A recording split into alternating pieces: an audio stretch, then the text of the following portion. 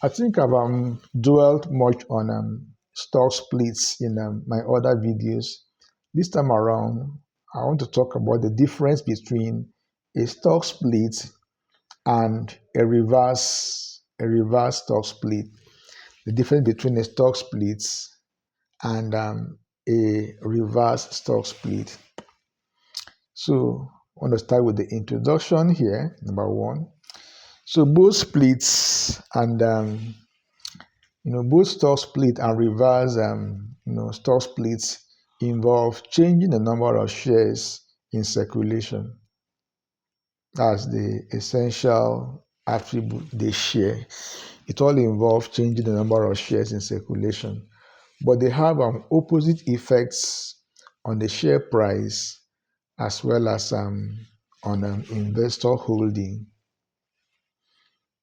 Same action, changing the number of shares, but different kind of outcome.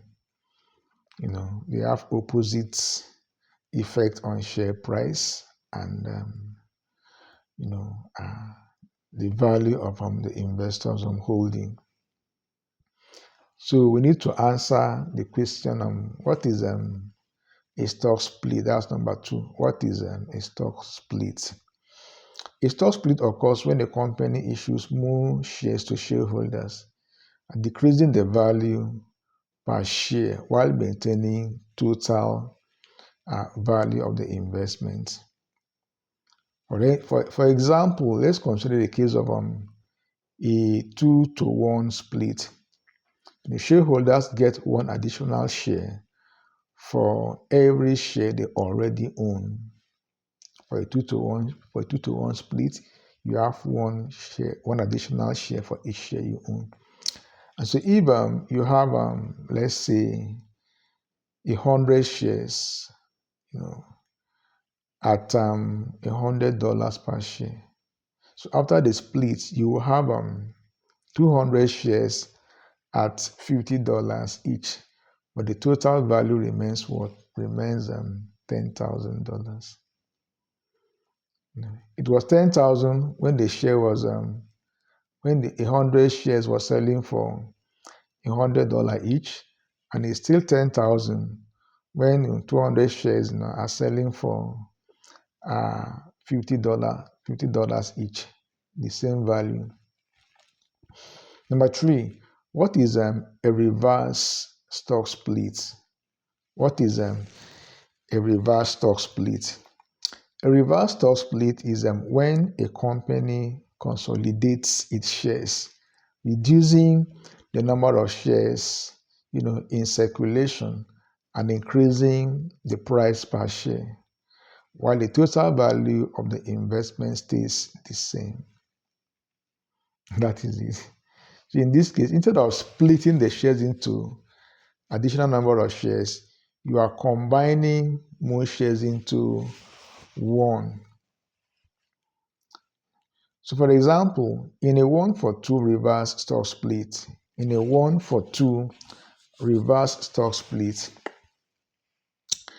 you discover that shareholders exchange 2 shares for 1.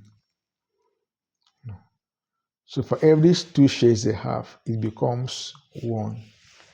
So if you have 100 shares at $50 each, after the split, you will have 50 shares, at a price of $100 each.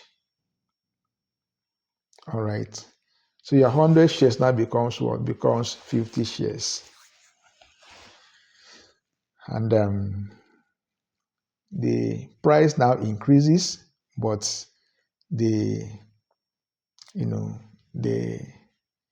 share price, the number of shares outstanding equally, the number of shares outstanding decreases.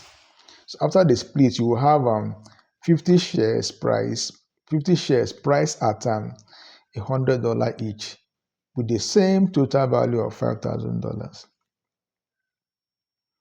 All right. So it's like saying, 100 shares at $50 each. After the split, you have 50 shares at $100 each. Now you just a direct opposite of the normal stock split. Please like this video and subscribe to this channel if you've not done that. Number 4, key difference between stock split and reverse stock split. Let's look at the key differences between stock splits and reverse stock split. Stock split. So in the case of a normal traditional stock split, there is number 1, increase in number of shares. It increases the number of shares, and then it decreases the share prices.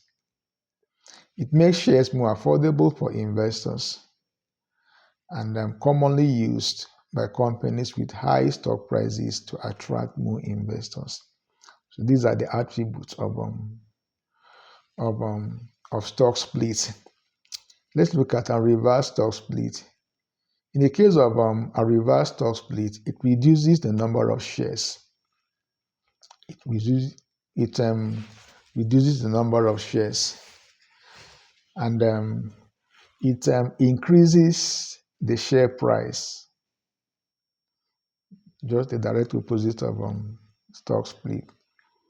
So it can be used to make the stock appear more valuable or to meet listing requirement. Example, on the New York Stock Exchange, the minimum share price should be $1. So if the price goes below $1, the company will be forced to execute a reverse stock split to move the share price up, so as to be able to be qualified to remain in the NASDAQ or the New York Stock Exchange, or otherwise they will be forced to trade over the counter. So often used by struggling companies to avoid delisting or to improve, market perception. If a company is almost facing delisting, might be delisted from the exchange, they may undertake reverse stock split. Number 5, why do companies perform these splits? For stock splits, it's often due to, it is often executed to make shares more affordable, increasing liquidity and attracting more investors, especially when a company's stock price is rising rapidly. Then for the reverse stock split, it is typically used by companies with low prices to boost the price per share, potentially improving their image and meeting exchange listing requirements. Number 6, how they affect your investment. How do these practices affect your investment? For stock splits, the total value of your investment remains unchanged. It remains the same, but you now have more shares at a lower price. Then for reverse stock split, the total value of your investment still remains the same.